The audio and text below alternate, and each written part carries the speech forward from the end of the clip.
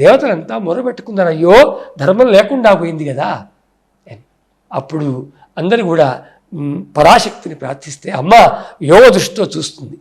చూసినప్పుడు ఏం కనపడుతుందంటే, ఓహో ఈ కథ అంతా ఓహో అంటే ఇలా వాడికి ధర్మము విజయానికి కారణం కాబట్టి ధర్మమూలమైన వేదాన్ని దొంగిలించుకొని పోతే దేవతలు మాత్రమే ధర్మం ఆచరించలేరు, దేవతలు ధర్మం ఆచరించకపోతే అంటే ధర్మాచరణకు అనుకూలమైనటువంటి ప్రవృత్తి కలిగి ఉండరు, మానవులు ధర్మాన్ని ఆచరించరు.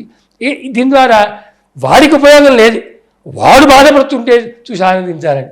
ఇవాళ మన పరిస్థితి పక్కోడు ఇటున్నోడు అటున్నోడు అపార్ట్మెంట్లో పైన ఉన్నోడు కింద ఉన్నోడు అందరూ కూడా చేసేది అదే.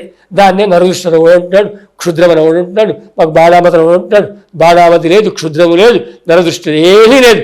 మనుషుల్లో మాతో పాటు అందరూ బాగుండాలనే సద్బుద్ధి కనుక ఉంటే ఇది అమ్మకు యోగ దృష్టిలో అర్థమైంది. ఏమర్థమైంది?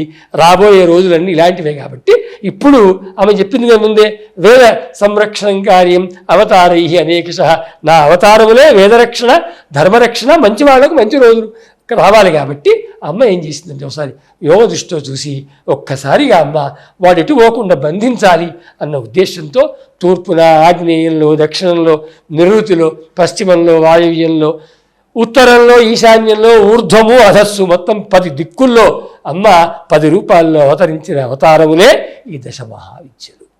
అవతరించి దుర్గముణ్ణి సంహరించి మళ్ళీ ధర్మాన్ని రక్షించి లోకాన్ని సస్యశ్యామలం చేసినటువంటి పరాశక్తిగా ఈ దశ మహావిద్యలకు పేరు.